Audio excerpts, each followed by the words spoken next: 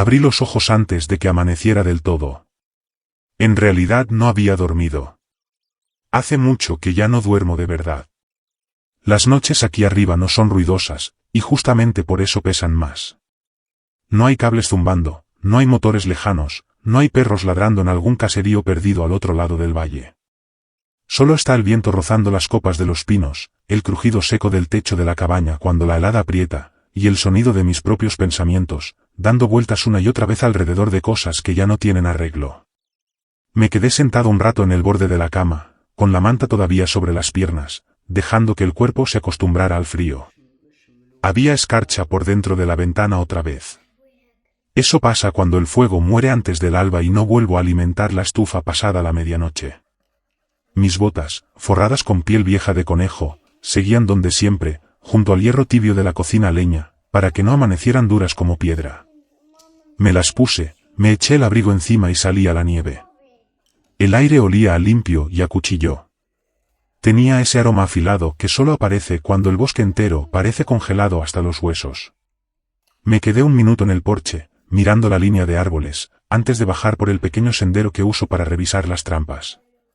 Son 5, todas de alambre y resorte, escondidas a lo largo del viejo paso de ciervos que serpentea detrás de la cabaña. Ese tramo lo rehice yo mismo, después de que una quebrada se viniera abajo durante un desprendimiento 2 inviernos atrás. Las 2 primeras estaban vacías. En la tercera encontré una liebre atrapada por el cuello, tiesa ya por la madrugada. La saqué, limpié las huellas con una rama de pino, volví a tensar el alambre y seguí andando. Llevo más de 1 año viviendo así. Cada mañana repito lo mismo. Reviso trampas, corto leña, lleno el balde con nieve limpia, reviso el rifle aunque lleve semanas sin dispararlo. Y cuando digo que vivo solo, lo digo en el sentido más completo de la palabra. No he visto a otra persona viva desde los primeros días del otoño del año anterior. A veces pienso que, aunque alguien apareciera, ya no sabría qué decirle. Nací en Coyhaique. Pasé la adolescencia más al sur, cerca de Cerro Castillo, y a los 21 entré a trabajar con las brigadas forestales. Primero estuve en incendios, luego me pasaron a mantenimiento de senderos y apoyo de búsqueda y rescate. Conocí a mi esposa, Elena, durante una evacuación en la cordillera. Ella era enfermera de trauma en Osorno y se ofrecía como voluntaria cuando las emergencias superaban a los equipos locales. Nos casamos al año siguiente. Tuvimos 2 hijos en menos de 5 años. Inés era la mayor, callada, observadora, de esas niñas que parecían entender demasiado para su edad. Tomás era todo lo contrario, inquieto, ruidoso, siempre metiéndose en algo. En aquel entonces esta cabaña no era nuestra casa. Era apenas un refugio antiguo que yo mantenía en pie porque había sido el puesto de caza de mi padre antes de morir. No nos mudamos aquí hasta el 2.º año del brote, cuando las ciudades empezaron a caerse por dentro y los hospitales dejaron de ser hospitales para convertirse en trampas. No me gusta hablar de cómo los perdí. No porque quiera olvidarlo. Eso es imposible. No se olvida a quien se entierra con las propias manos. Pero tampoco hay una versión útil de esa historia. Todas las historias de ese año terminan igual. Alguien fue mordido. Alguien entró en pánico. Alguien confió en la gente equivocada. Yo hice todo lo que pude, y no bastó. Los enterré detrás de la cabaña, uno al lado del otro, con piedras grandes rodeando la tierra. Cada otoño marco sus nombres otra vez en postes viejos y clavo estacas nuevas antes de que llegue lo peor del invierno, para que la nieve no los tape del todo. Si no hago eso, siento que vuelvo a abandonarlos. Dentro de la cabaña no hay electricidad. Tengo una estufa, una mesa de madera oscurecida por años de humo, un pequeño hueco bajo el suelo donde guardo comida, sal, frascos, lo poco que aún sirve. La carne la ahumo o la curo con sal. Nada se desperdicia. Ni huesos, ni piel, ni tendones. Cuando ya no existe la posibilidad de volver a una tienda, aprendes a estirar cada cosa hasta donde da. Herví un poco de agua con agujas de pino para engañar el frío. Desayuné 2 tiras de venado seco del último animal grande que pude cobrar semanas atrás. Casi no tenían grasa. Aquí arriba se queman más calorías de las que uno cree. Antes me pesaba cada tanto. Dejé de hacerlo cuando murieron las pilas de la balanza. Sé que estoy más delgado. Todavía no lo suficiente para convertirme en problema, pero ya no me sobra nada.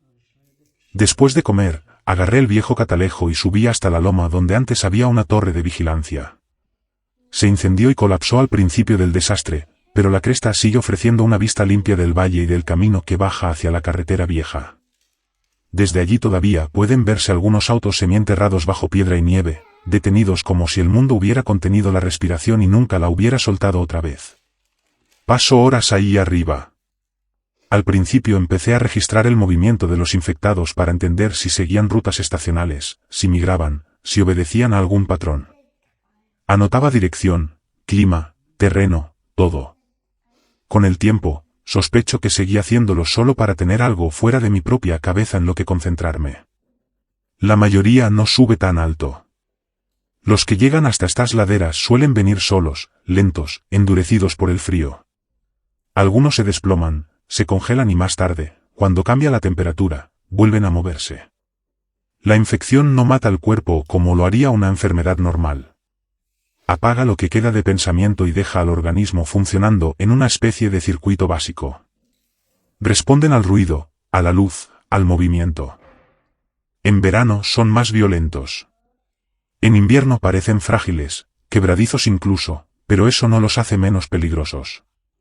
2 meses atrás tuve que matar a uno que quedó enredado en el alambre del perímetro. Se agitó durante horas. Se arrancó media cara intentando liberarse. Lo arrastré con los demás hasta la zanja y lo quemé. Esa sigue siendo la regla. A los infectados no se les entierra. No se deja que vuelvan a la tierra. Pasé el resto del día partiendo troncos y derritiendo nieve. Las pilas de leña habían bajado a 4 hileras.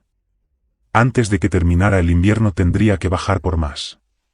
Me obligo a mantener las manos ocupadas, porque cuando no lo hago empiezo a irme por dentro hacia lugares a los que no quiero volver. Sitios donde todavía escucho la risa de Tomás. Donde aún oigo a Elena desde el porche diciéndome que la radio repetía lo mismo una y otra vez, que había que largarse, que ya no quedaba tiempo. Sitios donde yo tuve una decisión que tomar y la tomé demasiado tarde. Al caer la tarde fui otra vez hasta las tumbas. Lo hacía cada día. Les quitaba la nieve, enderezaba las marcas y hablaba. A veces eran pocas palabras. A veces me quedaba allí largo rato, murmurando tonterías sobre el cielo, sobre una trampa rota, sobre un zorro que había robado cebo, sobre el hecho absurdo de seguir respirando cuando ya no quedaba nadie que me estuviera esperando. Esa noche cociné un guiso pequeño con carne de liebre y unas raíces secas que había guardado desde el otoño. Lo comí sin ganas, mirando la pared, mientras el viento volvía a levantarse. Venía tormenta del norte.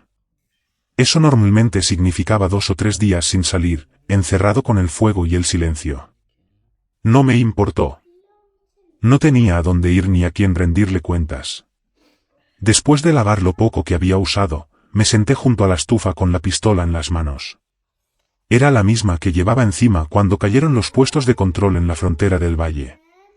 Siempre la mantuve impecable. Nunca me falló. Últimamente la había dejado sobre la mesa por las noches, al lado del farol, por si algún día decidía dejar de hacer todo esto. No estaba loco, no en el sentido grandilocuente con el que la gente solía usar esa palabra. Simplemente ya no veía el punto. Había sobrevivido más que la mayoría. Había enterrado a todos los que amaba. Vivía comiendo lo que cazaba y bebiendo el agua que derretía. No creía que nadie estuviera reconstruyendo nada. Y si alguien lo hacía, seguramente no iba a subir una montaña perdida del sur a ver cómo seguía yo. El frío se hizo más duro ese mes que en cualquier otro anterior. La nieve cayó por capas tan espesas que hasta las puntas de los pinos se doblaban. El sonido del bosque también cambió. Todo se volvió más apagado, más blando, como si cada criatura viva se hubiera escondido bajo el peso blanco. Dejé de rearmar la mitad de las trampas. No valía la pena. Algunas mañanas abría la puerta, miraba el mundo inmóvil y volvía a cerrarla sin salir. Me sentaba junto a la estufa y esperaba. A veces encendía fuego. A veces no me molestaba. Los días empezaron a confundirse unos con otros. El cielo apenas variaba entre un gris y otro gris más hondo. Yo solía despertarme con una razón, aunque fuera solo observar la cresta con el catalejo. Pero esa razón empezó a aflojarse. Mi cuaderno pasó semanas enteras en blanco. El rifle quedó arrinconado sin limpiar. Lo miraba de vez en cuando y pensaba que antes lo cuidaba como cuidaba las tumbas de mi familia, con atención, con paciencia, como si ese orden tuviera sentido. Ahora ambas cosas se habían convertido en tareas que ya no cambiaban nada. Uno puede vivir de costumbre durante mucho tiempo, pero no para siempre. Hay un momento en que empiezas a preguntarte para qué te sigues manteniendo vivo. Primero intenté distraerme limpiando. Saqué todas las herramientas, todos los cuchillos, todas las ollas y las froté con nieve derretida. Ordené los víveres bajo las tablas del suelo como si estuviera acomodando el inventario de una tienda sin clientes. Pero cuanto más orden ponía, más se parecía la cabaña a un museo. Todo tenía una historia, y toda historia me llevaba a alguien que ya no estaba. La bufanda de Elena seguía colgada junto a la puerta.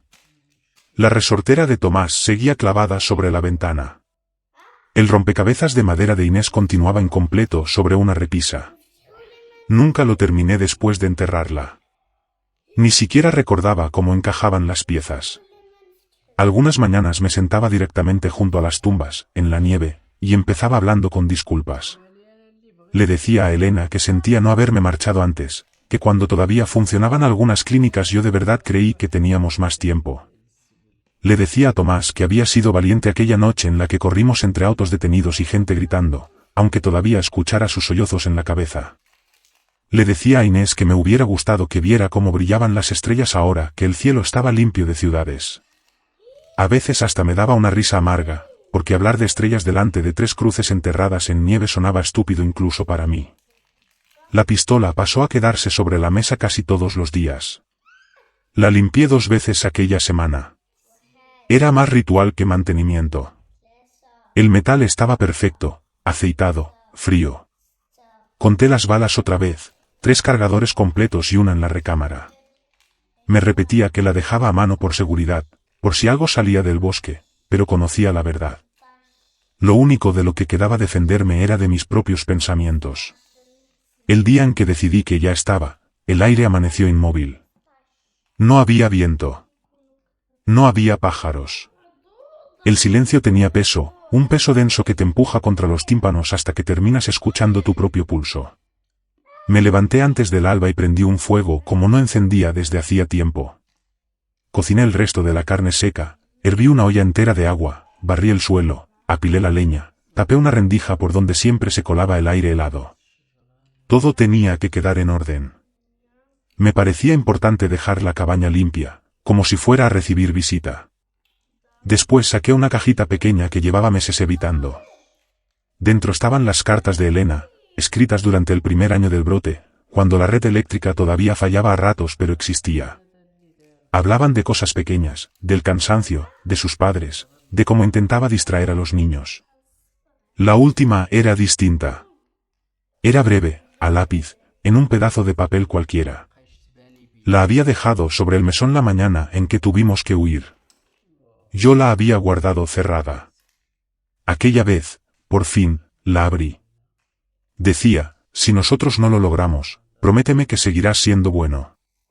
Me quedé mirándola tanto rato que el fuego casi se murió. En aquel mundo no parecía haber sitio para la bondad. La supervivencia se la había ido comiendo todo, igual que el virus se había comido el resto. Pasé horas sentado junto a la estufa afilando el hacha, aunque ya cortaba de sobra. Lo hacía solo por el sonido. El metal contra la piedra mantenía algo en marcha dentro de mí y evitaba que pensara demasiado. Cuando terminé, revisé el equipo una última vez por pura costumbre. Después escribí una nota corta, la doblé y la dejé junto a la pistola. Pedía perdón. Decía que había resistido cuanto pude y que tal vez ahora volvería con ellos. No lo creía del todo, pero me parecía peor irme sin decir nada. Al anochecer me puse el abrigo, metí la pistola en la cartuchera y salí. El aire me golpeó la cara como vidrio roto. La nieve había formado una costradura y el bosque entero estaba teñido de esa luz azul que solo aparece justo antes de la noche cerrada. Caminé despacio hasta las tumbas. No tenía motivo para apresurarme. Ya había tomado mi decisión. Cuando llegué, aparté la nieve de cada nombre. Las manos se me endurecieron enseguida. Apoyé la pistola a mi lado y les hablé en voz baja, igual que tantas otras veces. Le dije a Elena que estaba cansado. Le dije que el silencio me estaba pudriendo por dentro. A Inés y a Tomás les dije que extrañaba sus voces, que intenté mantener el mundo en orden para ellos, pero que ya no podía. No lloré. Creo que me quedé sin lágrimas mucho antes. Para cuando terminé, el cielo se había vuelto morado oscuro. Tomé la pistola, me senté sobre los talones y miré el horizonte. Los árboles apenas se distinguían contra la claridad última del oeste. Recuerdo haber pensado que era la primera vez en años que me sentía en calma. Subí el arma, quité el seguro y cerré los ojos. No me quedaba vacilación. Estaba listo. Entonces ocurrió. Un sonido bajo atravesó el aire, al principio tan lejano que parecía trueno. Abrí los ojos confundido. No era un sonido de montaña. Creció rápido, mecánico, desgarrando la quietud. Durante un segundo pensé que mi cabeza me estaba traicionando, que el silencio había empezado a fabricarme recuerdos. Pero luego lo vi. Un helicóptero venía abajo, rebasando la cresta del oeste, con las hélices cortando la luz del crepúsculo. Me levanté tan rápido que la pistola se me cayó a la nieve. La aeronave iba tambaleándose y arrastraba una columna de humo desde la cola. No era civil. Se veía militar. Oscura, larga, con una compuerta lateral arrancada. Parecía intentar ganar altura, pero un rotor iba fallando. El sonido cambió, se volvió desigual, más grave, desesperado. La vi inclinarse, girar sobre sí misma, desaparecer detrás del lomo de la montaña. Un segundo después, un fogonazo encendió el horizonte. Luego llegó el golpe amortiguado del impacto. Me quedé inmóvil. La nieve seguía cayendo alrededor de las tumbas, y el humo del choque empezaba a mezclarse con las nubes bajas. Mi cabeza tardó en reaccionar. Hacía 2 años que no veía nada volando. Nada que se moviera así. Todo parecía irreal.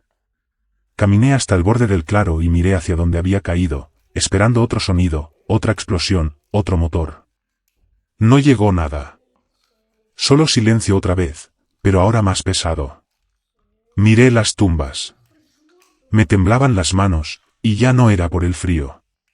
¿Quién venía en ese helicóptero? ¿Qué hacía algo así tan adentro del bosque? ¿Estaba el ejército transportando algo? ¿O se trataba de civiles usando equipo robado para escapar? La pregunta que más me atravesó fue otra: ¿podría haber sobrevivido alguien? La idea me resultó extraña, como un músculo antiguo intentando moverse después de años sin uso. La supervivencia, hasta ese momento, había sido solo rutina. Pero aquella caída me arrancó del pozo de un tirón. Recogí la pistola, le quité la nieve, la guardé otra vez y miré las tumbas por última vez. Apenas un murmullo me salió de la garganta cuando les dije que, si de verdad quedaba alguien ahí fuera, tenía que intentarlo. No pedí perdón. Solo permiso. De vuelta en la cabaña, el humo del choque se veía entre los árboles como una mancha oscura contra la luz que se iba. Conocía el terreno. 2 kilómetros en línea recta por la cresta, quizá 3 o algo más si bajaba por el viejo cortafuego. No iba a ser fácil. Había nieve profunda, el frío seguía cayendo y el bosque en medio era denso. Aún así, la decisión ya estaba tomada. Iría al amanecer. Aquella noche armé un equipo pequeño: rifle, hacha, botiquín, comida seca para varios días, una bengala. Revisé todo 2 veces. El fuego se fue apagando y yo me quedé sentado junto a la ventana, con el abrigo puesto, esperando la primera línea gris del día. Por primera vez en mucho tiempo no me sentía vacío. No me sentía mejor, exactamente. Pero había algo distinto. Curiosidad. Tal vez un propósito. No dormí. Me quedé vigilando el hilo tenue de humo al otro lado de la loma. La tormenta se había desplazado durante la noche, y el aire amaneció quieto y limpio. La luna todavía colgaba alta sobre los pinos, suficiente para dibujar el relieve de los ventisqueros. El humo subía débil, pero seguía allí. No era un incendio forestal. De eso estaba seguro.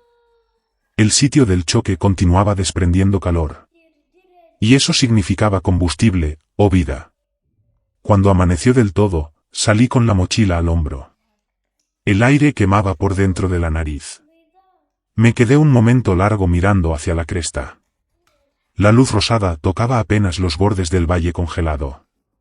A mi espalda, la cabaña se veía más pequeña que nunca. La chimenea llevaba horas sin humo. Sentí que estaba dejando una parte de mí atrás, y tal vez de eso se trataba. Miré las tumbas y hablé en voz alta, no porque pensara que alguien podía escucharme, sino porque el silencio se vuelve más pesado cuando uno lo deja crecer demasiado. Les dije que si aquello era una señal descubriría por qué. Si no era nada, volvería. Luego giré hacia el oeste y empecé a caminar. El primer tramo era el peor. Bajé por la pendiente que cae desde el claro de la cabaña hasta una línea cerrada de pinos. La nieve me llegaba más arriba de las rodillas en algunos puntos, endurecida por una capa de hielo que crujía cada vez que la atravesaba. Cada movimiento quemaba energía. Mi aliento salía blanco y se congelaba en la bufanda. Abajo, el bosque era espeso y silencioso, y hacía ese tipo de frío que vuelve enormes todos los sonidos, el chillido de la nieve bajo las botas, el gemido de los árboles cargados, el clic del seguro del rifle cuando lo recolocaba. 2 horas después alcancé el arroyo congelado que cruza el barranco. En los primeros meses aquí había pescado allí varias veces. Ahora era una plancha de hielo azul blanquecino, con grietas negras atrapadas en el fondo. Probé el borde con la bota y avancé despacio. A mitad de camino sonó un estallido sordo bajo el hielo. Me quedé inmóvil, encorvado, esperando. El crujido se apagó. El hielo resistió. Crucé el resto casi sin respirar y subí la otra orilla lo más rápido que pude. Cerca del mediodía llegué a un viejo claro de servicio que conocía bien. Antes hubo allí una torre metálica, una caseta meteorológica y un poste de radio. La última vez que pasé por ese lugar fue 2 años atrás, buscando cable, clavos y cualquier cosa útil. Entonces encontré los primeros cuerpos congelados que vi desde el brote. No todos eran humanos. Había alces, un oso, un par de infectados atrapados entre ellos. Una helada temprana los había pillado a mitad del desplazamiento. La infección puede empujar un cuerpo mucho más lejos de lo que debería, pero al final la naturaleza siempre gana. El claro seguía casi igual. La torre estaba vencida contra un árbol. La caseta aún seguía en pie, con la nieve apilada contra una pared. Empujé la puerta y entré. Olía a óxido y ceniza vieja. Las herramientas sobre el banco ya no servían para casi nada. Encontré un recipiente metálico con resto seco de combustible y unas baterías muertas. Rescaté del muro un mapa pequeño, amarillento y roto, pero todavía útil. Marcaba la misma cresta hacia la que iba. El sitio del choque quedaba en la ladera occidental, cerca del fondo del valle. Guardé el papel en el abrigo y salí. Las huellas en la nieve me llamaron la atención enseguida. Eran recientes, quizá de unas pocas horas. No eran mías y no eran de animal. Eran más grandes, más profundas. La zancada iba descompensada, con el pie izquierdo arrastrando ligeramente. Infectado, pensé al instante. El vello de la nuca se me erizó. Rara vez subían tanto salvo que algo los atrajera, sonido, olor, movimiento. Tal vez habían escuchado el choque igual que yo. Seguí las pisadas unos cientos de metros hasta que vi algo moverse entre los troncos. Me agaché, llevé el rifle al hombro y esperé. La figura apareció poco a poco. Era un hombre, o lo que quedaba de uno. El abrigo le colgaba en jirones. La piel se había vuelto gris azulada y estaba cuarteada por la exposición. La mandíbula se le movía de forma errática mientras avanzaba emitiendo un ruido bajo y seco. Le faltaba el brazo derecho desde debajo del codo. La manga estaba endurecida por sangre congelada. No iba rápido. No me había visto. Esperé unos segundos más, solté el aire y apreté el gatillo. El disparo rebotó contra el bosque con un eco apagado. El cuerpo cayó hacia atrás y no volvió a moverse. Recargué sin pensarlo. Los infectados a veces no venían solos, y no quería sorpresas. El sonido había viajado más de lo que me gustaba. Esperé, escuchando. Nada respondió. Arrastré el cuerpo fuera del sendero, lo cubrí con nieve y seguí. A partir de ahí avancé más deprisa. Quería acercarme al lugar del impacto antes de que la tormenta regresara. Por la tarde las piernas me pesaban como plomo. La cresta estaba cerca. Desde donde estaba podía ver la columna tenue de humo elevándose detrás del borde de la montaña. El sitio del choque no debía de quedar a más de 1,5 kilómetros. El viento cambió y me trajo una mezcla de olores, combustible quemado, plástico derretido y algo más, debajo de todo. Podredumbre. Conocía demasiado bien ese olor. Me dijo de inmediato que no todos los que habían caído allí se habían quemado por completo. En un tramo estrecho del sendero tuve que trepar por encima de un pino derribado. Al apoyar el pie al otro lado casi me fui al suelo por una placa de hielo oculta bajo la nieve. Entonces vi algo. Huellas más pequeñas, humanas esta vez, más ligeras, como si alguien hubiera corrido o hubiera avanzado cojeando. No estaban congeladas del todo. Eran frescas. Me agaché y toqué el borde con el guante. La suela marcaba dibujo de bota, no pie desnudo. Eso significaba alguien vivo, o alguien que lo había estado hacía muy poco. También encontré puntos oscuros de sangre sobre la nieve. Seguí esas señales durante un buen rato. Se cruzaban con senderos de animales, descendían por pequeñas hondonadas, zigzagueaban entre piedras y árboles. Quien fuera que iba delante había avanzado de forma torpe, tambaleándose. Las marcas se perdieron cerca de unas rocas cubiertas por ventisca. Busqué alrededor y no hallé más que el cadáver rígido de un ciervo viejo. Supuse que la persona herida había seguido bajando. Para entonces el humo se veía más intenso, enroscándose hacia el cielo de la tarde. La temperatura cayó cuando el sol empezó a hundirse. El frío atravesaba las capas del abrigo. La respiración se me espesó. Subí a una pequeña elevación desde la que se veía el valle entero y me detuve a descansar. A lo lejos, en medio de la inmensidad blanca, el lugar del impacto se veía como una herida negra abierta sobre la nieve. Incluso desde allí alcanzaba a distinguir el metal retorcido reflejando el último resplandor del día. El pecho se me cerró al verlo. Aquello era real. No lo había imaginado por la soledad. Había otra vida en el mundo, o la había habido unas horas antes.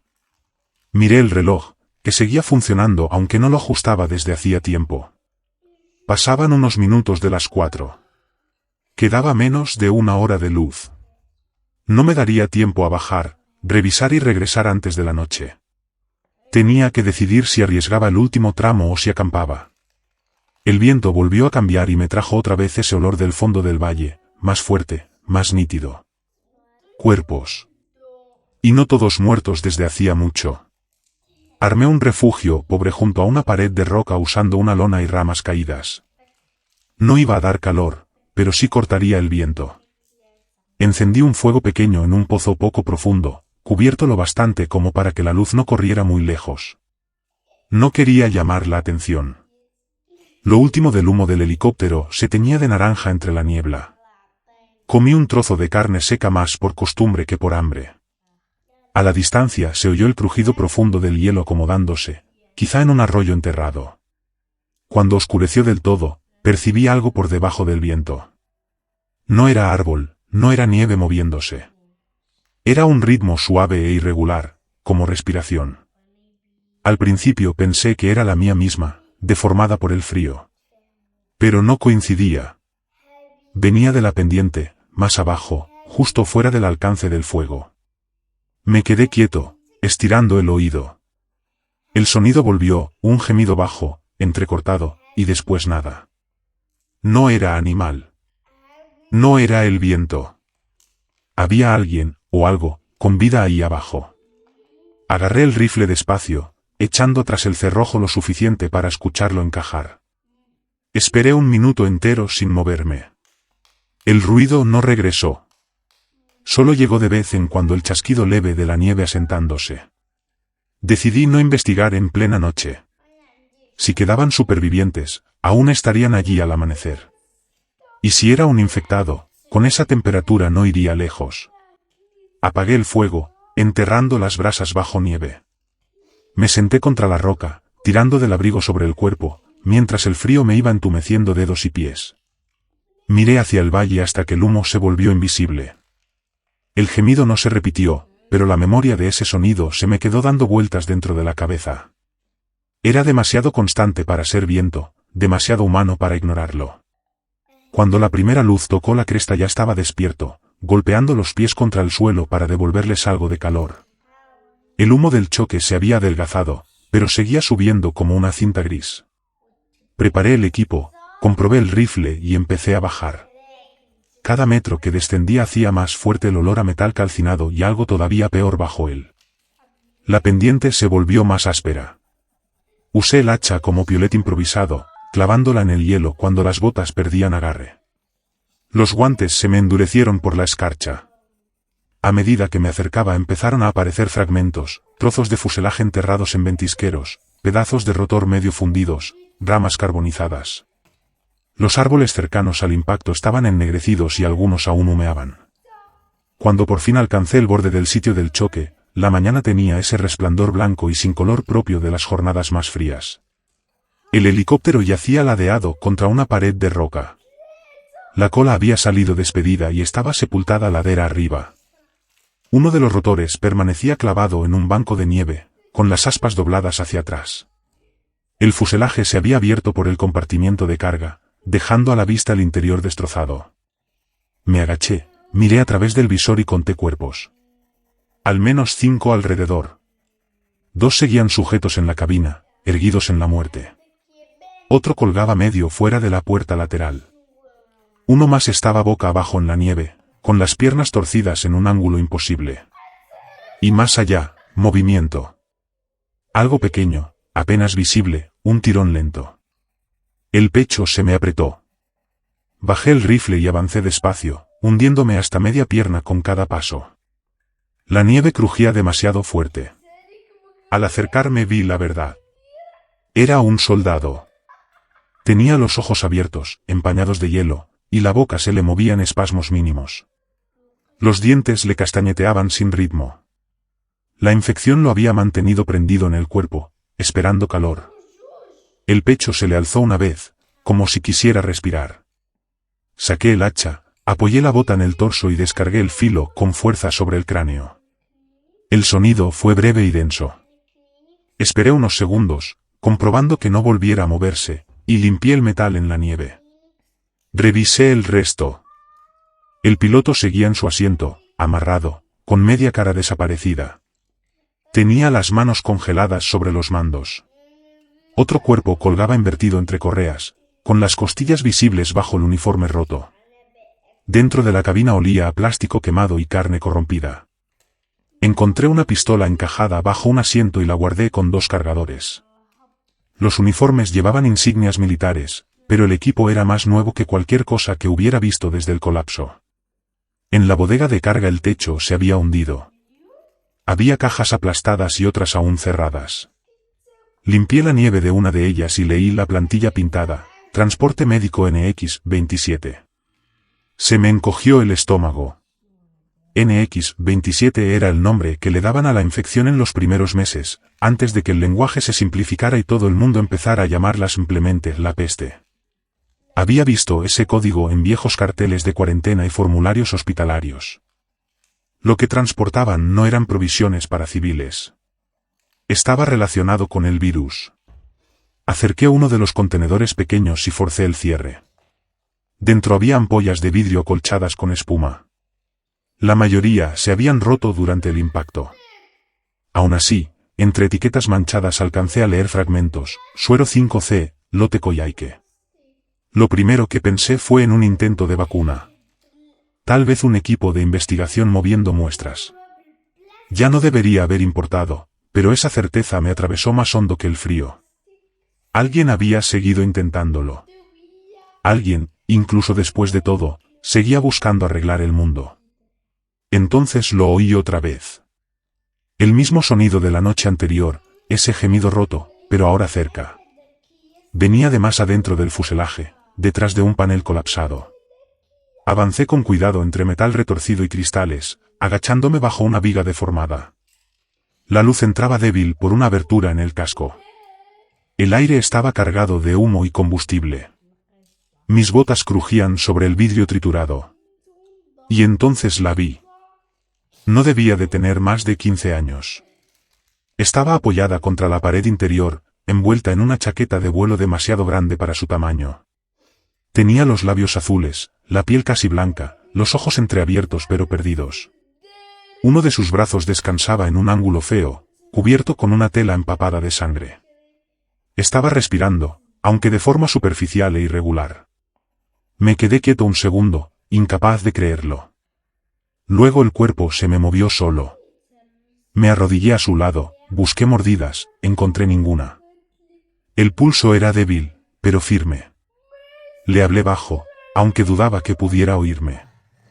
Registré el resto del compartimiento. No había nadie más con vida. Solo 2 tripulantes muertos. Uno aún llevaba una pistola en la funda. El otro estaba a medio camino de convertirse, con la mandíbula caída y los ojos temblándole en un bucle vacío. Lo rematé antes de que pudiera levantarse. Después aparté escombros y despejé espacio para trabajar. Extendí una lona bajo la chica. La ropa la tenía empapada. Corté las capas más mojadas, la dejé envuelta en la chaqueta y empecé a frotarle los brazos para reactivar la circulación. Derrití nieve en una taza metálica con el encendedor y dejé caer unas gotas en sus labios. Casi todo se derramó, pero una parte bajó. Necesitaba calor rápido. Reuní trozos de aislamiento, espuma, tela y pedazos de cable, y con eso monté un pequeño fuego protegido dentro del hueco del fuselaje. Mientras las llamas luchaban por sostenerse, revisé los papeles esparcidos por el suelo. La mayoría estaban chamuscados o rotos, pero uno seguía legible dentro de una funda plástica.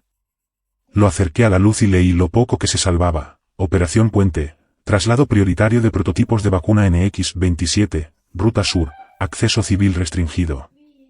Apreté tanto el documento que casi lo arrugué. Si aquello era de verdad una misión de transporte de vacuna, había terminado igual que todo lo demás. Aún así, una parte de mí se negó a soltar la idea de que quizá allí quedaba algo útil. Información. Muestras. Esperanza para otro, si no para mí. La chica se movió al cabo de un rato. Los párpados le temblaron, pero no enfocó nada. Emitió un sonido breve, medio gemido, medio palabra. Me acerqué. Pensé que decía un nombre. Luego me di cuenta de que no estaba hablando, el nombre estaba cosido en el parche de la chaqueta. Mara. Solo Mara. Lo repetí en voz baja para darle algo a lo que agarrarse. No respondió, pero la respiración se le hizo un poco más honda. Necesitaba sacarla de allí antes de que cayera la noche. El calor del fuselaje no duraría, y el humo acabaría atrayendo a cualquier infectado del valle. Exploré una ruta hacia el este donde la pendiente se suavizaba entre árboles caídos, la marqué con ramas rotas y regresé para cargar lo imprescindible, botiquín, cantimplora, unas pocas ampollas intactas. Lo demás lo dejé. Nadie iba a volver por ello. Sacarla fue lento y agotador. Usé mi abrigo y la lona para improvisar un trineo, amarrándolo con cuerda. Pesaba poco, pero el peso muerto arrastrado por nieve profunda vacía a cualquiera. La llevé unos 50 metros cuesta arriba, hasta una hondonada entre 2 troncos derribados. Allí hice otro fuego, más pequeño y mejor protegido del viento. El color empezó a volverle muy despacio a las mejillas. Esa sola señal me obligó a seguir. Me quedé a su lado hasta que la luz empezó a caer. Le limpié la herida del brazo con nieve derretida y antiséptico. No parecía mordida, sino un tajo profundo, quizá por metralla. El riesgo de infección común seguía siendo alto. Le vendé de nuevo, ajustando la gasa. Murmuró un par de veces, entrando y saliendo de una especie de sueño febril. Cuando anocheció, el valle quedó completamente inmóvil. El sitio del choque había dejado de humear y aquello me puso peor que si hubiera seguido ardiendo. El silencio del fuselaje se había vuelto demasiado rápido. Sabía lo que eso significaba. Eché más leña al fuego y me senté con el rifle sobre las rodillas mientras el frío volvía a llenar cada espacio entre respiraciones. Cerca de medianoche lo oí, un roce, una raspadura arrastrándose desde la dirección del accidente. La chica apenas se movió. Levanté el rifle y apunté bajo. Una silueta apareció justo más allá del círculo de luz, reptando. Uno de los soldados. El uniforme estaba desgarrado, el rostro ennegrecido por la congelación, los ojos blancos como leche. El torso avanzaba mientras las piernas arrastraban detrás, inútiles. La columna se le había partido en la caída y aún así seguía viniendo. Se detuvo en el borde de la luz, abriendo y cerrando la boca sin sonido. A esa temperatura no tendría que haber podido moverse. Pero algo dentro del sistema nervioso seguía encendido. Me puse en pie, apunté y disparé una vez. La cabeza salió hacia atrás y el cuerpo se desplomó retorciéndose hasta quedar quieto. Un hilo de vapor se levantó de la herida antes de que el frío lo reclamara. Cuando amaneció, la mañana venía cubierta por una neblina blanca. El aire estaba tan helado que dolía respirarlo. Yo no había dormido ni un minuto. La chica seguía viva. La venda del brazo se mantenía limpia. Los bordes de la herida tenían un color morado apagado, pero no había calor ni hinchazón. Eso era bueno. La infección empieza siempre con calor. Y su piel seguía tan fría como la nieve. Desmonté el campamento, amarré todo al trineo improvisado y emprendí el regreso. Los primeros kilómetros fueron brutales. La ladera que salía del valle se empinaba hacia la cresta y cada paso se sentía como arrastrar un cadáver por cemento. El trineo se enganchaba con raíces, rocas y tocones ocultos bajo la nieve. Tenía que parar a cada rato para recuperar el aliento y quitar escarcha de los guantes. Llevaba el rifle colgado, sin seguro. El valle, visto desde arriba, parecía muerto. Pero ya no confiaba en el silencio. La imagen del soldado medio congelado seguía clavada detrás de los ojos. Cerca del mediodía la chica se movió. Al principio apenas fue un temblor de la mano, un sonido casi sin voz. Me agaché, le limpié la nieve de la cara y vi cómo los labios se le abrían buscando palabras. Solo capté fragmentos: papá, atrás, oeste. El viento se tragó el resto.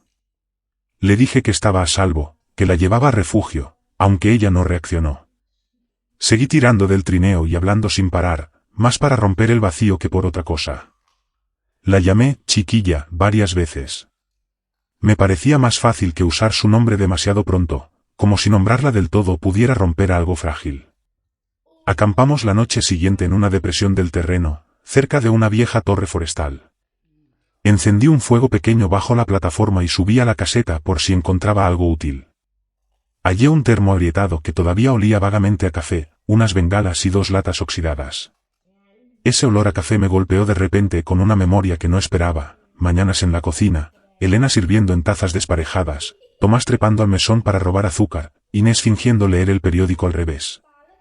No me quedé allí dentro mucho tiempo. Dolía demasiado. Cuando bajé, la luz del fuego le daba a la cara de la chica. Tenía los ojos abiertos, apenas enfocados. Le levanté la cabeza con cuidado y le di agua tibia del termo. Tragó con debilidad y susurró algo que no alcancé a entender. La garganta le sonaba rasposa, destruida por el frío y la deshidratación. Le pregunté si podía oírme. Parpadeó una vez y volvió a cerrar los ojos. Fue suficiente. A la mañana siguiente el viento había muerto por completo, y esa quietud resultaba casi antinatural. Lo tomé como buena señal. Menos viento significaba menos exposición. Amarré la cuerda del trineo a mi cintura y avancé. Tras superar la cresta, el terreno se abrió en una meseta larga, donde la nieve cubría lo que antes había sido un camino de servicio. El hielo reflejaba la luz por todas partes. Al mediodía me detuve junto a una zona de árboles quemados. El incendio que había pasado por allí debía de ser de hacía 2 veranos.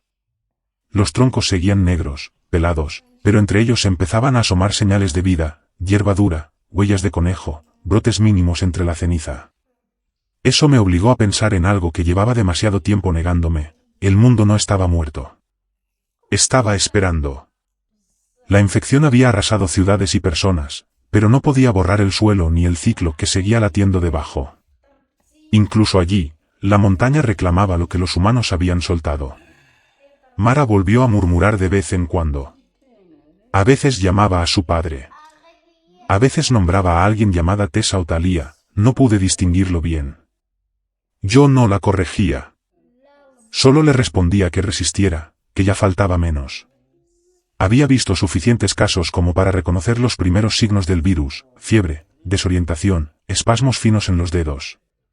Ella no tenía ninguno. Eso me daba una esperanza torpe, pero real.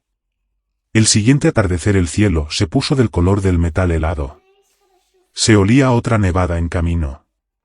Acampé bajo un saliente rocoso, calenté caldo en mi vieja taza de lata y se lo di a sorbos. Cuando volvió a dormirse, me quedé mirando las llamas y pensando en la nota de misión: prototipos de vacuna NX-27. Si aquello era cierto, entonces en alguna parte del mundo todavía había gente intentando levantar algo. No sabía qué me asustaba más: la idea de que la humanidad hubiera terminado o la idea de que siguiera peleando en lugares que jamás iba a ver. La tormenta nos alcanzó al día siguiente. Empezó como un polvo fino y enseguida se transformó en una muralla blanca que borró la visibilidad. Apenas veía a unos metros delante de mí. La cuerda del trineo se congeló rígida y me cortaba los guantes. Seguí andando porque detenerme significaba morir. El sendero se curvaba por una garganta que conocía de cuando cazaba ciervos, pero bajo la ventisca ya no era más que un túnel de nieve y viento. Varias veces me detuve a comprobar el pulso de la muchacha. Seguía débil, pero seguía ahí. Ese latido fue lo que me empujó cuando el cuerpo ya no quería. Para la segunda tarde conseguimos llegar a la base de la cresta donde el bosque volvía a espesarse. La tormenta había pasado, dejando el aire en una quietud incómoda. Encontré el viejo cortafuego que llevaba hacia mi cabaña, medio enterrado. Desde ahí sabía que quedaban menos de 5 kilómetros. Los brazos y las piernas ya no parecían míos. Todo era dar un paso, tirar, respirar, repetir. No noté que el trineo se había enganchado con una rama hasta que oí a la chica toser. Me volví, me agaché y la encontré con los ojos abiertos, nublados pero conscientes. Miró alrededor, luego me miró a mí. Abrió los labios, pero no salió nada. Le dije que íbamos a un lugar seguro y que solo necesitaba aguantar un poco más. Me sostuvo la mirada unos segundos, asintió muy despacio y volvió a cerrar los ojos. Era poco, pero era la primera señal de que entendía. A medida que nos acercábamos a la cabaña, el silencio del bosque se volvió extraño. Normalmente ya habría escuchado pájaros o ramas reventando bajo el hielo. Esta vez no había nada. Eso no me gustó. Cuando los animales desaparecen, algo anda mal. Saqué el rifle y avancé listo. Cuando por fin el claro apareció entre los árboles, las rodillas casi se me doblaron. La cabaña seguía donde siempre, con el techo intacto y la nieve apilada contra los peldaños del porche. Las 3 tumbas detrás permanecían cubiertas por una manta blanca lisa. Me quedé un instante parado, soltando vapor por la boca y mirando el lugar que había sido todo mi mundo durante más de un año. Subí el trineo hasta la puerta, desaté las cuerdas y cargué a Mara hacia adentro. El calor dormido de la cabaña me golpeó como un recuerdo. Cerré, atranqué la puerta y me arrodillé junto a la estufa. La leña seguía seca. Apilé troncos, prendí con corteza de abedul y alimenté el fuego hasta que el hierro empezó a ponerse rojo. El calor fue ocupando el cuarto despacio, derritiendo la escarcha de las ventanas. La acosté en mi cama, la cubrí con mantas y le tomé el pulso. Más fuerte. Seguía pálida, con los labios partidos, pero la respiración era regular. Al quitarle la chaqueta para ponerla a secar descubrí algo en un bolsillo interior, una tarjeta plastificada doblada. La abrí y leí. Mara Lucero, Enlace Civil, División Médica. La foto la mostraba sonriendo, con el pelo recogido y la mirada viva. Era una niña. Puse la credencial sobre la mesa y herví agua. El olor a leña mezclado con el rastro químico del combustible del helicóptero impregnaba la habitación. Preparé caldo con lo último que quedaba de huesos y me senté a esperar. Afuera el viento volvió a levantarse, empujando contra las paredes como una respiración larga y constante. Miré las tumbas a través del vidrio empañado y le susurré que había traído a alguien a casa, que no sabía por cuánto tiempo ni por qué exactamente, pero que me parecía lo correcto. Horas después, cuando la luz azul de la noche ya había cubierto todo, Mara volvió a moverse. Le di una cucharada de caldo. La mayor parte se le resbaló por la barbilla, pero algo tragó. Después susurró algo tan bajo que casi no lo oí. Sonó como, gracias. No supe qué responder, así que me limité a escuchar el chasquido del fuego. Más tarde salí un momento a respirar. El cielo estaba limpio y las estrellas daban a la nieve un brillo tenue. Me acerqué a las tumbas, les quité el polvo blanco y me arrodillé. Le dije a Elena que la muchacha había sobrevivido. Les dije a los niños que el mundo todavía seguía moviéndose. Aquella vez no pedí nada. Solo di las gracias. Se sintió raro, después de tanto tiempo, pero las palabras salieron solas. Cuando volví a entrar, la cabaña estaba lo bastante caliente como para que mi aliento ya no se viera. Mara dormía con algo de color en el rostro. Me senté junto a la estufa y escuché al viento afuera. Durante tanto tiempo las montañas habían guardado silencio, que oír la respiración de otra persona dentro de esas paredes me pareció casi irreal. Sabía que la paz no duraría. Nunca duraba. Pero por primera vez en años, la soledad dejó de sentirse definitiva. Ya no era el último. La mañana siguiente llegó despacio, filtrándose por las rendijas de la madera. Me desperté en la silla sin recordar en qué momento me había quedado dormido. El fuego era solo brasa, y Mara seguía dormida. Respiraba mejor. Esa simple presencia ajena dentro del cuarto resultaba extraña, casi violenta al principio. Durante demasiado tiempo los únicos sonidos habían sido el fuego, el viento y el crujido de la cabaña ajustándose al frío. Ahora había otro ritmo, uno que no era el mío. Añadí leña a la estufa y cambié sus vendas. El brazo estaba cicatrizando limpio. Cuando me incliné sobre ella abrió los ojos a medias y me miró sin miedo ni confusión. Eran claros, grises, completamente humanos. Intentó hablar. Le dije que no hacía falta todavía. Asintió y volvió a descansar.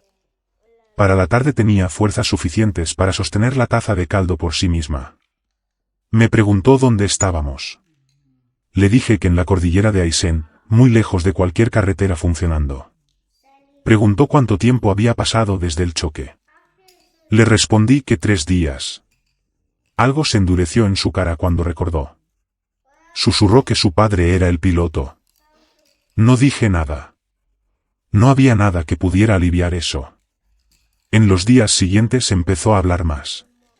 Cosas pequeñas al principio, a qué me dedicaba antes, cuánto tiempo llevaba viviendo allí, de quién había sido la cabaña. Le conté que yo había trabajado en rescate forestal y que el refugio perteneció a mi familia antes del brote. Ella no preguntó qué había pasado con los míos. Se le veía en la cara que ya lo entendía. Los supervivientes aprendimos a reconocer ciertas pérdidas sin necesidad de oírlas explicadas. Entonces me contó su historia. Venía en un convoy de traslado desde Coyhaique. Su padre había recibido la orden de pilotar un envío de prototipos de vacuna NX-27 hacia una base improvisada cerca de la frontera. Ella no debía estar a bordo, pero la instalación de la que salían fue sobrepasada y su padre se negó a dejarla atrás. El vuelo marchó bien hasta que uno de los tripulantes empezó a cambiar a mitad del aire. Su voz se quebró cuando lo dijo. Después de eso ya no hablamos mucho más del accidente. Pasó largas horas durmiendo, recuperando fuerza a base de porciones pequeñas de caldo y carne. Mientras tanto yo volví a poner la cabaña en pie. La leña había bajado mucho después del viaje, así que pasé un día entero cortando y acarreando troncos nuevos. Volví a armar las trampas que había abandonado, más cerca del bosque. No me gustaba dejarla sola, pero necesitaba calor más que compañía. Los infectados rara vez llegaban tan alto, aunque con el humo del choque aún flotando en el aire ya no estaba tan seguro de nada. La cuarta noche después de traerla, vi movimiento al borde del claro. Estaba partiendo astillas bajo el techo del porche cuando oí un crujido que no pertenecía al viento. Levanté el farol y enfoqué la línea de árboles. Dos figuras se desplazaban entre las sombras, lentas y torcidas. No eran animales. Alcé el rifle y esperé. Cuando una salió del bosque la reconocí enseguida, medio congelada, con los ojos apagados y la boca abriéndose sin sonido. La segunda venía detrás arrastrando una pierna. Los uniformes estaban hechos jirones. Llevaban muertos mucho antes de trepar hasta ahí, pero de algún modo el calor residual del valle y el olor a comida los habían arrastrado montaña arriba. Disparé una vez. Luego otra. Ambos cayeron, todavía convulsionando unos segundos hasta que el frío terminó el trabajo. El ruido hizo que Mara apareciera en la ventana, envuelta en una manta.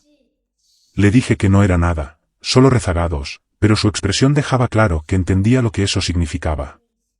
Las montañas ya no eran seguras. Arrastré los cuerpos hasta la zanja y los quemé antes de que saliera el sol. El olor viajó lejos.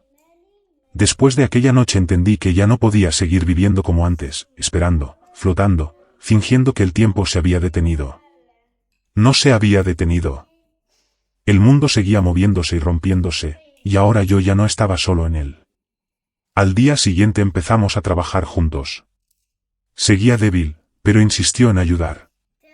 Le enseñé a recargar el rifle, a limpiar la recámara, a colocar una trampa sin dejar demasiado olor. Aprendía rápido. Escuchaba con atención, hacía preguntas concretas. La primera vez que salió al porche se quedó mucho tiempo mirando la cordillera. Dijo que era la primera vez en semanas que veía un horizonte que no estuviera ardiendo. No supe qué contestar, así que solo le dije que el frío vuelve lentos a los muertos. Cada día el cielo estaba más limpio y el aire más cortante. Reparamos las contraventanas, reforzamos la puerta con pletinas de acero viejo y volvimos a tender un perímetro sencillo con alambre y latas vacías para que sonaran si algo lo cruzaba. Yo ya había levantado uno tiempo atrás, pero se había oxidado por el abandono. Ahora volvía a tener motivo. Saqueamos también la vieja torre forestal. De allí trajimos una lámpara solar y una batería antigua a la que conseguí arrancarle algo de vida con cable y papel metálico. La noche en que la lámpara encendió, Mara sonrió de verdad por primera vez. En las tardes nos sentábamos junto al fuego y compartíamos recuerdos del mundo de antes. Ella hablaba de la escuela, de una amiga llamada Thalía, de un perro que había tenido cuando era niña. Yo le respondía con historias pequeñas, la estación de guardabosques, el día que Tomás se cayó al lago persiguiendo ranas, la primera vez que Inés aprendió a seguir huellas de venado. Decir sus nombres me dolía, pero también aflojaba algo por dentro. El silencio que antes asfixiaba este lugar estaba desapareciendo, reemplazado por conversación, aunque fuera baja. Una mañana encontré huellas de animal rodeando el extremo del claro. Lobo o coyote, no sabría decirlo. La fauna estaba regresando poco a poco, atraída por humo, restos y comida. Mara se agachó a mirarlas y me preguntó si alguna vez había cazado lobos. Le dije que no. Son demasiado listos como para no respetarlos. Se rió y dijo que eso me hacía sonar viejo. Le respondí que los viejos no aguantan inviernos como esos. Sonrió, y por un segundo todo pareció absurdamente normal, dos personas hablando de animales en la nieve mientras el mundo se pudría al otro lado de las montañas. Para la segunda semana ya podía caminar por el exterior sin ayuda. Se cansaba rápido, pero insistía en aprender todo lo que yo supiera. Practicamos encender fuego sin fósforos, filtrar agua con tela, montar alertas sencillas alrededor del refugio. Le enseñé a moverse sobre la nieve sin hundirse demasiado. Al principio era torpe, luego mejoró deprisa. Verla aprender me recordó a cuando enseñaba a Tomás a pescar. Esa memoria seguía lastimando, pero ya no solo destruía. También me empujaba. Cada noche, antes de dormir, revisaba el perímetro y luego las tumbas. Empecé a hablarles otra vez, pero ya no desde la desesperación, sino como quien reporta lo que ha pasado durante el día. Le decía a Elena que la muchacha estaba aguantando, que era más fuerte de lo que parecía. Les decía a los niños que las trampas habían vuelto a funcionar, que la estufa ardía bien, que en la cabaña se oía otra vez una voz. Hacia el final de esa segunda semana los infectados regresaron. Esta vez eran 3, más lentos que los anteriores, pero todavía peligrosos. Llegaron al anochecer atraídos por el olor de la carne. Mara los vio primero desde la ventana y se quedó inmóvil. Yo tomé el rifle y le hice seña de que retrocediera. Derribé a 2 desde el porche. El tercero alcanzó los escalones, y tuve que partirle la cabeza con el hacha. El cuerpo se retorció una sola vez antes de apagarse. Mara no apartó la vista. Luego me ayudó a arrastrarlos hasta la fosa y a quemarlos. Ninguno de los dos habló demasiado. La supervivencia no deja mucho espacio para conversación durante la limpieza. Después de eso amplié las defensas. Tuvimos alambre de púas alrededor del borde del bosque, más latas colgando, estacas endurecidas al fuego en los accesos. Hacía años que no trabajaba así. Se me llenaron las manos de ampollas, la espalda me dolía, pero no me importó. Cada golpe del martillo tenía un propósito. Mara ayudó hasta que el brazo herido le empezó a temblar. Cuando terminamos, nos quedamos en el porche mirando cómo la nieve se deslizaba por la nueva línea defensiva. No era gran cosa, pero comparado con lo que yo tenía antes, parecía una fortaleza. Después de eso los días adoptaron un ritmo que yo había olvidado: trabajo, caza, reparación, enseñanza, descanso. Incluso cuando el viento aullaba y el frío se colaba por las rendijas, había calor allí dentro otra vez. Mara habló más a medida que recuperó fuerza. Me preguntó si creía que habría más supervivientes, si pensaba que en algún lugar aún quedaba una cura. Le dije la verdad, no lo sabía. Tal vez sí. Tal vez no. Pero si todavía había gente intentando construir algo mejor, esperaba que algún día la encontraran. Ella me miró y dijo en voz baja que quizá el mundo necesitaba también personas que simplemente mantuvieran vivos a otros hasta que ese día llegara. Aquella noche no pude dormir. Me quedé junto a la estufa mucho después de que ella se acostara. Afuera el viento estaba quieto y las estrellas brillaban detrás de la escarcha del vidrio. Pensé en lo que había dicho: mantener con vida a otros. Eso había sido mi trabajo mucho antes de que todo se fuera al infierno. En algún punto dejé de hacerlo, convencido de que ya no importaba. Pero allí, escuchando la respiración tranquila desde la otra esquina del cuarto, comprendí que seguía importando. Quizá más que nunca. Unos días más tarde volví a subir a la cresta con el viejo catalejo que había dejado abandonado. El aire estaba limpio y afilado. Escaneé el valle. Del sitio del choque todavía subía un hilo tenue de humo, ya casi enterrado por la nieve. No vi movimiento nuevo, no vi más infectados. Por una vez, el mundo de abajo parecía quieto de una manera tranquila, no de esa quietud muerta y asfixiante que antes me helaba por dentro. Bajé el catalejo y miré hacia la cabaña, casi oculta entre los pinos. Se veía viva.